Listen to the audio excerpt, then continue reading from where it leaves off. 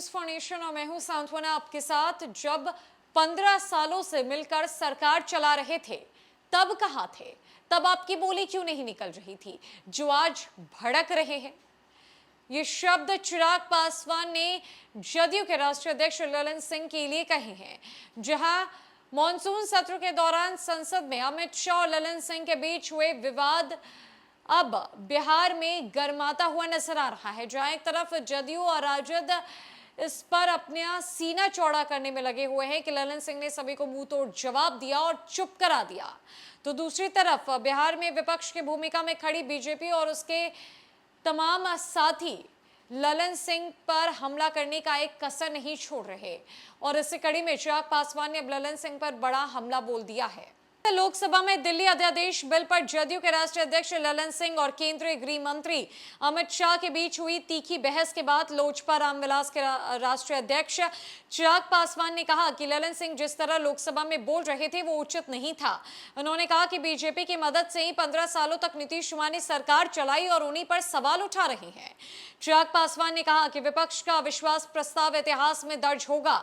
ऐसा पहली बार होगा जब विपक्ष केवल प्रधानमंत्री को बोलने के लिए बाध्य करने के लिए अविश्वास प्रस्ताव लाया जा रहा है। चिराग ने कहा कि आपका नाम लिए बगैर एक राजनीतिक दल को ट्रांसफर पोस्टिंग का अधिकार दिलाने के लिए पूरा विपक्ष संसद में बैठा रहा, लेकिन मणिपुर प्रकरण में संसदन को चलने नहीं दिया गया। वे सदन में बहस ही नहीं चाहते। सरकार इस पर चर्चा चाहती है लेकिन विपक्ष भाग रही है। आखिर ये कैसी राजनीति कर रहे हैं?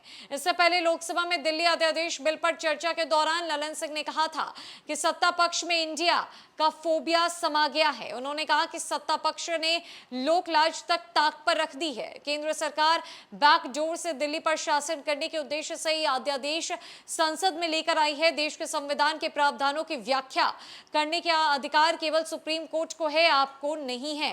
ललन सिंह और अमित शाह के बीच संसद में हुए विवाद अब चर्चा का विषय बना हुआ है। जहां एक तरफ जदयू और आरजेडी मिलकर यानी कि महागठबंधन की पूरी सरकार बिहार में मिलकर बीजेपी को करारा जवाब देने से पीछे नहीं हट रही, बयानबाजी की जा रही है, तो वहीं दूसरी तरफ बीजेपी और उसके तमाम साथी महागठबंधन की सरकार पर और इंडिया अलायंस पर काफी भड़कते हुए नजर आ रहे हैं।